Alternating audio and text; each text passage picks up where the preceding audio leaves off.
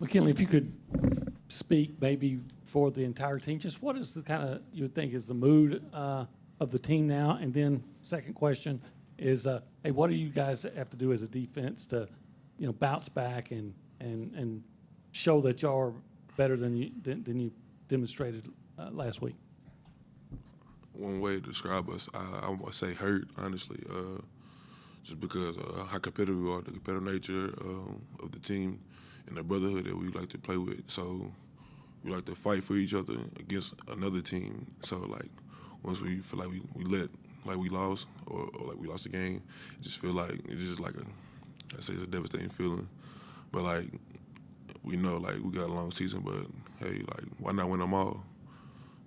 As a defense, we just got to come together and be on the same page, honestly. And, we control most games, so, like, I feel like, we got to lock in into like, the game plan and, hold each other accountable and, just worry about the next week.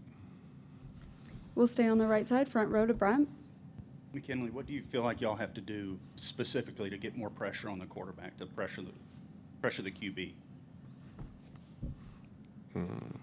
I say execute the game plan more so than do anything new.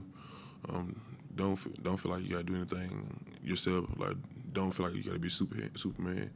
Just stay in the game plan and do what you're assigned to do.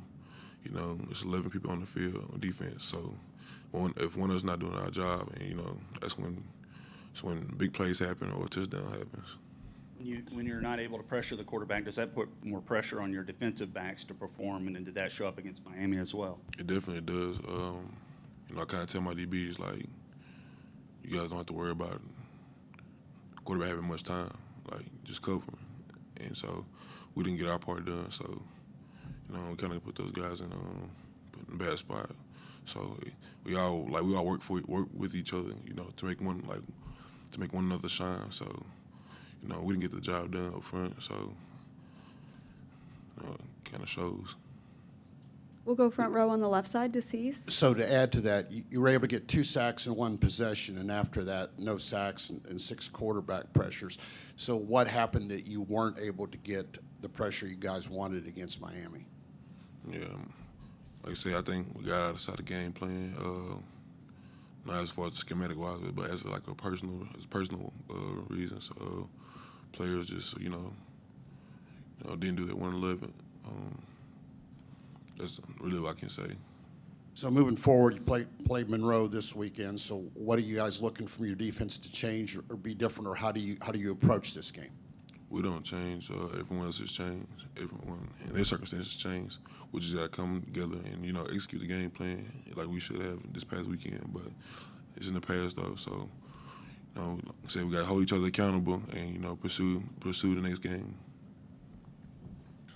We'll go back behind the lights to TV row on the left side to Tyler. Yeah, McKinnley, I mean, you kind of talked about, the mood in the locker room. I mean, do you get the feeling that everyone's, locked in and you guys are poised to, like you said, your goal is to run the table the rest of them? We definitely are. Like I said, we just got the game plan this past week. Locked in is as an understatement because we love each other so much, and we love, trust, and believe in one another. And we lean on each other, not only on the field but off the field. And this is a true brotherhood. So we got in our head too much, and we didn't handle adversity well, which we're built for. So. And do you feel like you guys have made steps, looking back, better as a unit, defensive line, and just the defense as a whole as last year?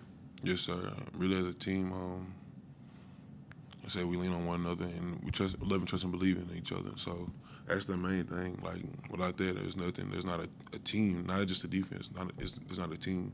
So we just gotta stay on those morals and principles in which we believe in, and continue to strive for the next week.